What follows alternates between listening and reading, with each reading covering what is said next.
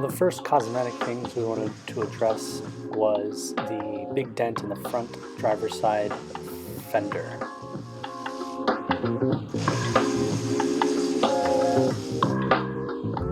Replacement parts for this era of Miata are all over the internet, but I wanted to see if we could just pound it out a little bit and see what improvements we could make.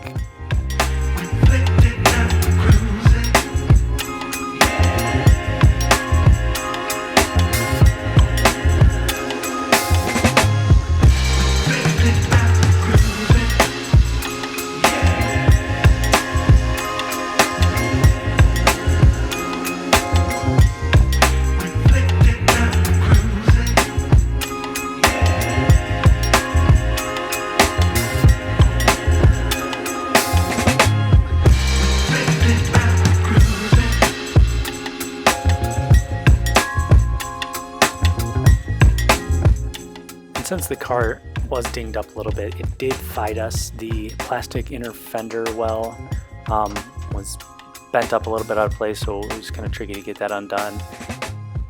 And there was a bolt attaching the bumper to the fender that was kind of bent out of place, but we were eventually able to get that in, get the fender off.